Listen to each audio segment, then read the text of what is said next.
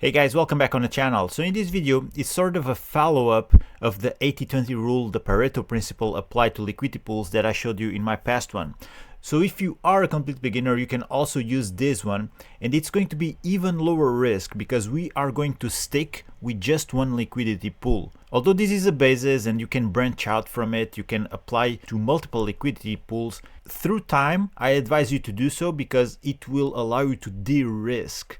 So in the future, eventually, when you start branching out, I would still advise you to stick with blue chips. For example, today I'm going to use Sol USDC as an example, but you can start with CBBTC USDC as an example.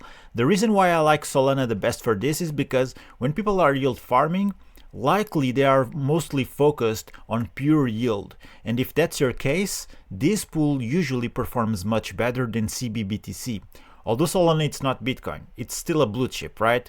And if you want to get comfortable with yield farming and learning with the blue chip assets pool, it doesn't go much better than this because not only you're holding a blue chip, but also look at this yield. It's pretty much double than what CBBTC pool yielded for the past 24 hours. Yeah, we can come here and select another reliable Bitcoin tokenized version, which is wrapped Bitcoin, and see it here. Yeah, it's still lower than compared with what we saw Solana pegged with USDC, right?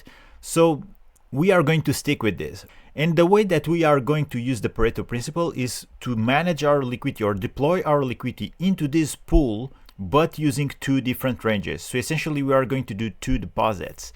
Now looking at the price chart for Solana for the past months, it's pretty safe to say that since February, it entered this range, which is at around 25-ish%, I think. So yeah, 23%, 24, let's call it 25. I like round numbers.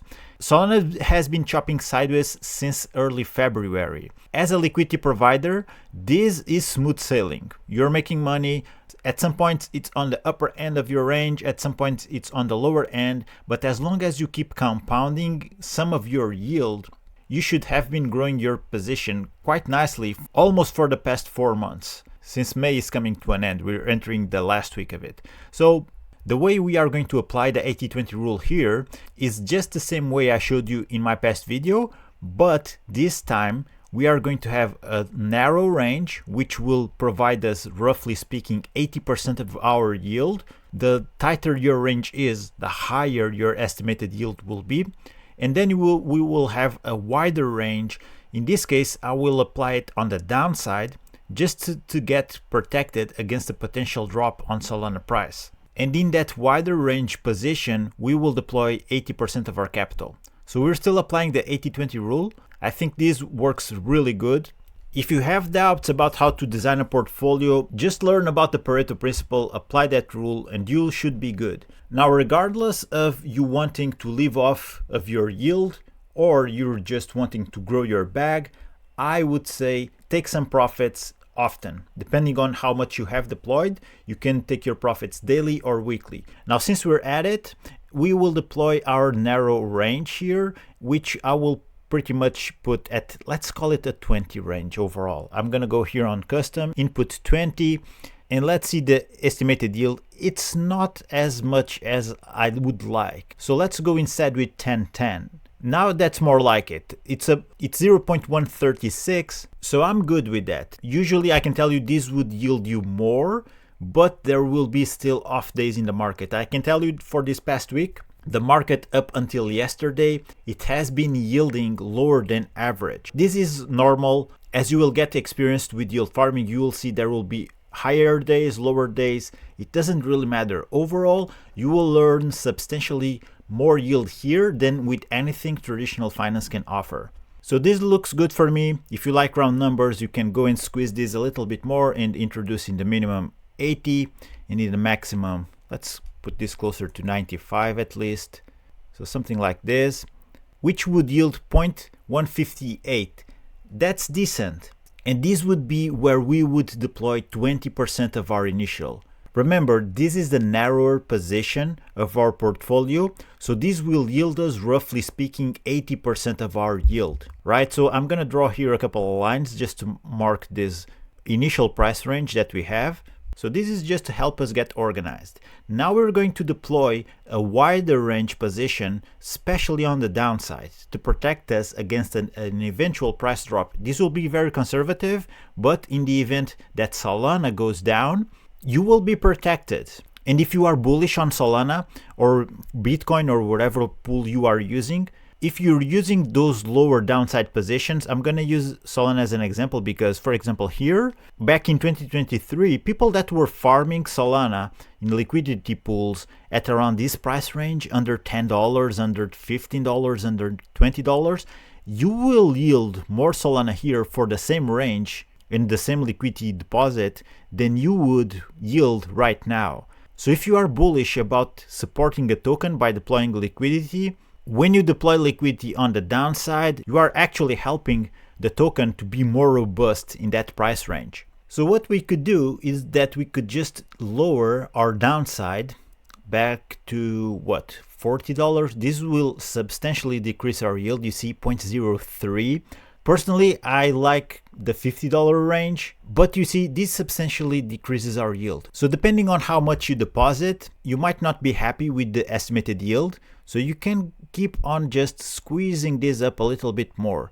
Now, personally, I would put the downside here in 50, but then the estimated yield would drop too much. So we could also lower our upside slightly from 95 to 90, something like this. And then you can fine tune it. If you're not happy with the yield, increase small amounts in the minimum and decrease small amounts in the maximum until you reach your estimated yield. But remember, this is a very conservative yield because, like I said, this week the markets have not been all that much active. There has not been as much volume. Generally speaking, it doesn't mean one or other pool might not be outperforming. Definitely there are pools like so. But I would expect this in normal market conditions and on average to yield us at around 2 times what it is yielding right now. Let me mark it here with some lines. So yeah, overall we would deploy 2 positions. One would yield 0.16 and the other would yield much lower than that. But as the market goes up, I expect this to go up as well. Later on, you can always fine tune this. And if you see that, for example, Solana is doing a lot like this and going at outside of your range on the upside, but not really breaking through 100, if this happens, you can also increase slightly your upside of your wider range. Now, once you deploy the positions, I would always advise you to compound back in. Sometimes what I do with this is that I just take all the Solana or all the Bitcoin, depending on the pool I'm using, and I will deploy it into a completely new position on the upside.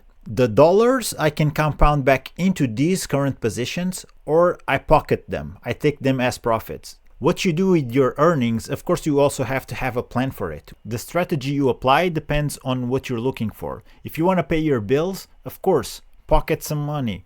But since there will be higher and lower yielding days, I think the best approach is to do 50-50. You compound back in 50 and you put 50 in your pocket, 50% that is. If you want to be more conservative, more protected, definitely just go with the downside position. You'll have a lot of a cushion, a lot of leeway to work with in the event that the price goes down, okay? So if you have any questions, let me know in the comments. Apply this rule, deploy 20% of your capital in a narrow position, and that will bring you, roughly speaking, 80% of your yield, and 80% of your deposit will bring you 20% of your yield. Next thing to take attention to is taking profits, have discipline, put something back into the pool, put something in your pocket, swap it for stables, or if you want to accumulate Solana, swap it for Solana.